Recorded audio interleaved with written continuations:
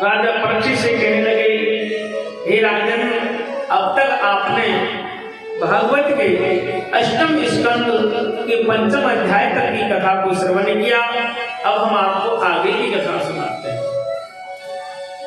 इस कथा में गज और ग्रह का युद्ध है।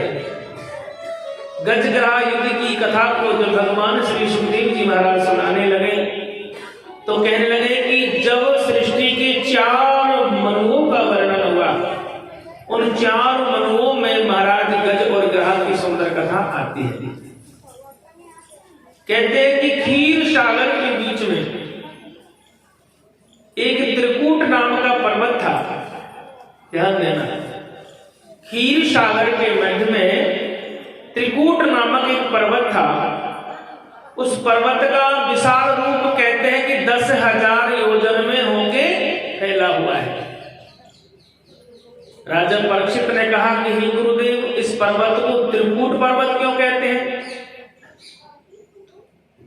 तो सुखदेव भगवान ने कहा कि इस पर्वत के 3 शिखर हैं। एक शिखर लोहे की, एक स्वर्ण की और तीसरी चांदी की है। या कि तीनों चोटियां लोहा, चांदी और स्वर्ण की बनी हुई है, इसलिए इसको त्रिकूट पर्वत कहते हैं। उस पर्वत की शोभा देखो। उस पर्वत के मध्य में एक बहुत बड़ा सरोवर था, जिसका बहुत ही स्वच्छ जल था, कांच की तरह दिखाई देता था। जब उस सरोवर को नजर उठा के देखा करते थे तो उसकी तलहटी साफ सुथरी दिखाई देती थी और उसकी गहराई बहुत ज्यादा थी। उस सरोवर में पीले रंग के कमल के फूल खिला करते थे और उस पर्वत की चारों तरफ कंदराओं में गंधर्व, किन्नर, नाग, अप्सरा आदि निवास करते थे। उसी पर्वत के मध्य भाग जंगल के अंदर एक गजराज रहा करते थे। वो अपने परिवार और कुटुंब के साथ रहते हैं। काफी बड़ा कुटुंब था, काफी बड़ा परिवार था, बड़े आनंद के साथ समय गुजर रहा था। एक दिन क्या हुआ, गर्मियों का समय था। महाराज गजराज अपने परिवार को साथ में लेकर जंगल में भ्रमण कर रहे थे। भ्रमण करते करते काफी दूर निकल गए। अचानक प्यास सताने लगी, कंठ सूखने लगा, ऊपर से गर्मी और पानी की मिले नहीं, तो पानी नहीं मिलने से कंठ सूखने लगा। गजराज भयभीत हो गए, पानी की तलाश में इधर उधर भागने लगे।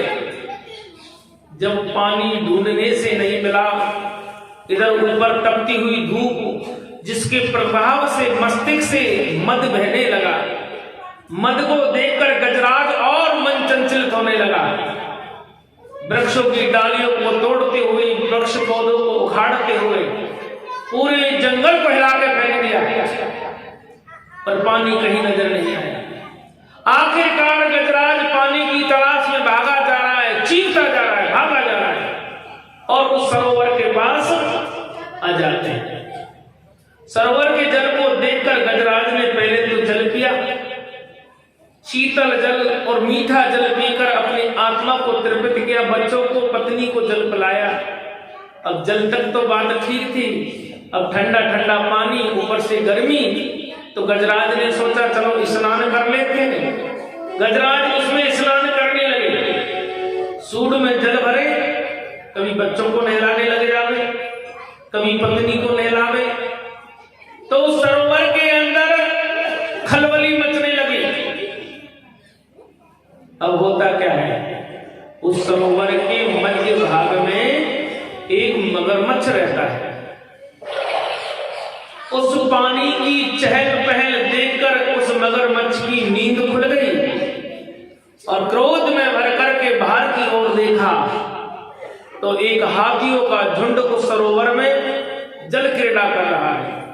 महाराज, वह मगरमच्छ जिसको ग्रह कहते हैं, वह ग्रह उस गजराज की ओर बढ़ा और आगे बढ़कर उसके आगे के दाहिने पैर को पकड़ लिया।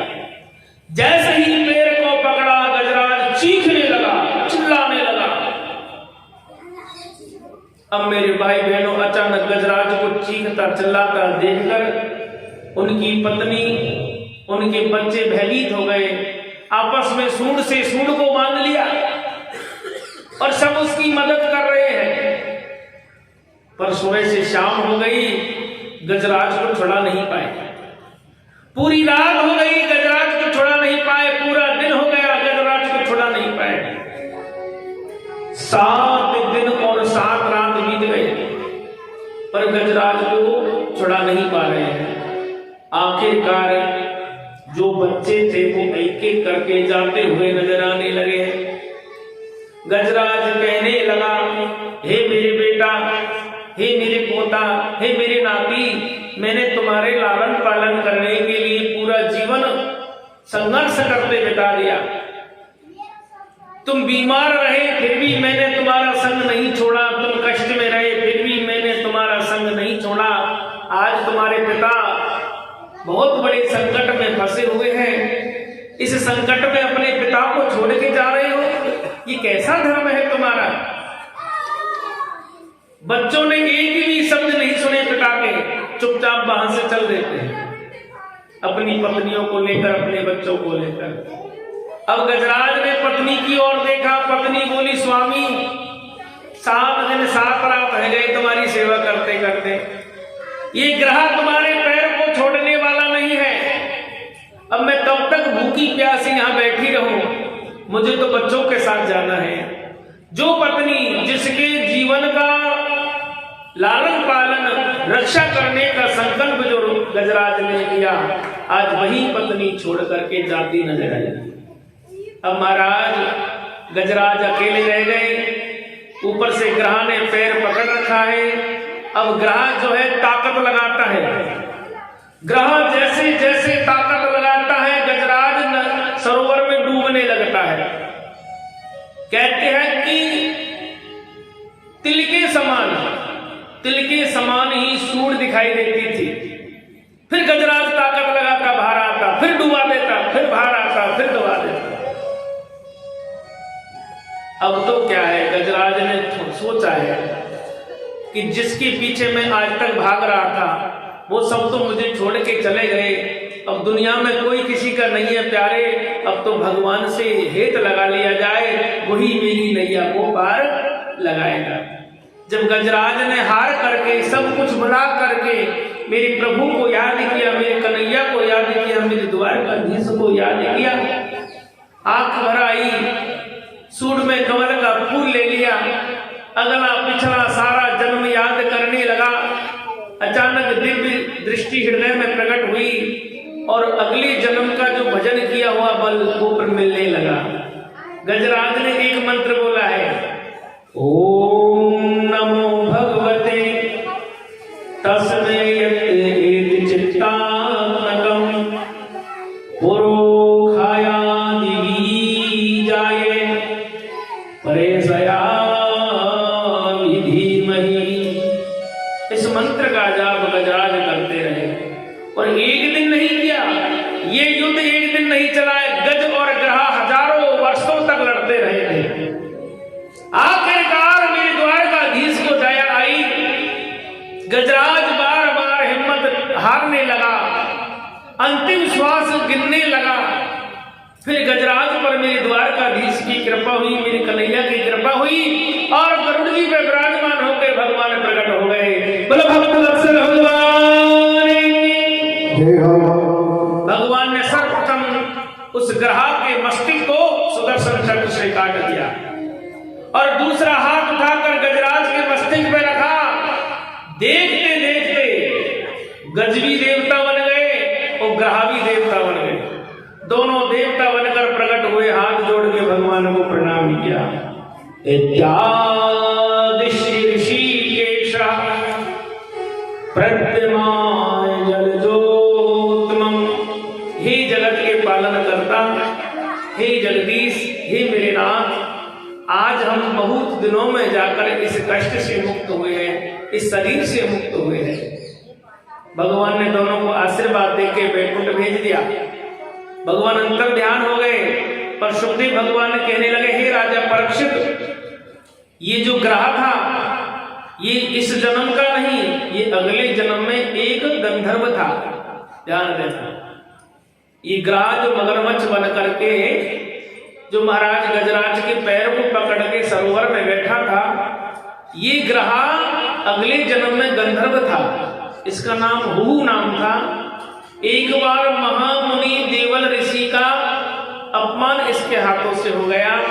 महामुनि देवल ऋषि ने इसको श्राप दिया कि तुझे ग्रह की योनि मिले, परंतु हे गंधर्व, जिस दिन भगवान का दीदार तेरे से होगा, भगवान की कृपा तेरे पे होगी, तू तेरे पाप से मुक्त हो जाएगा।